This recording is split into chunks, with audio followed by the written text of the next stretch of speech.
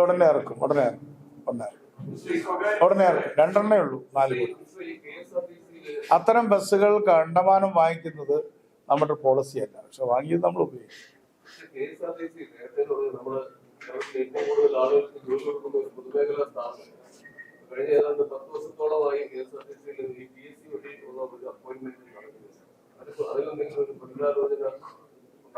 സമയമെടുക്കട്ടെ, അതിരിക്കട്ടെ. അല്ല, അത് വേണ്ടി വരുമല്ലോ, ലോങ് റണ്ണിൽ നമുക്ക് വേണ്ടി വരുമല്ലോ, നമുക്ക് ആളുകൾ വേണം.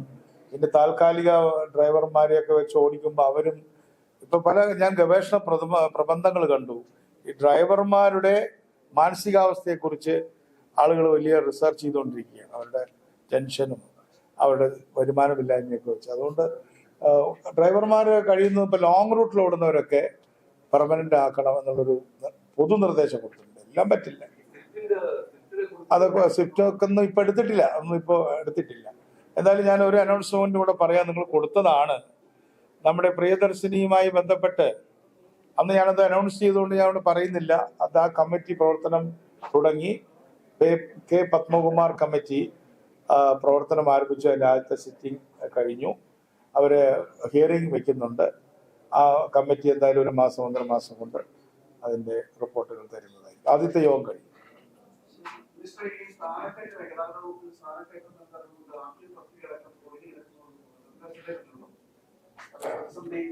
പ്രതിസന്ധി ഒന്നുമില്ല, അതൊക്കെ പരിഹരിക്കാം. ചെറിയ 60 ആളെ വെച്ചല്ലോ, 60 പേരെ PSC വെച്ചു. അപ്പൊ അതുകൊണ്ട് കുറെ സാധനങ്ങൾ ഫില്ല് ചെയ്തിട്ടുണ്ട്. റൈറ്റ്, നമുക്ക് പത്രസമ്മേളനത്തിൽ ചോദിക്കാവുന്ന ചോദ്യങ്ങളൊക്കെ കഴിഞ്ഞു.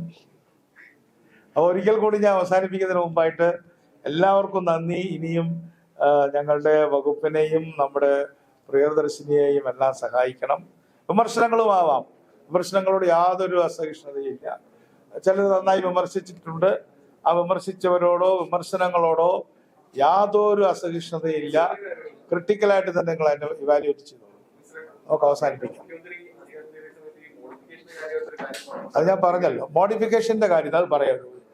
Good question. അതുകൊണ്ട് ഡിസ്കസ് ചെയ്തു. ഈ മോഡിഫിക്കേഷനില് അവര് തന്നെ പറയും വോക്കൽ എന്നൊരു സംഭവമുണ്ട്. എന്ന് പറഞ്ഞാൽ എന്താ അർത്ഥം എന്നറിയോ?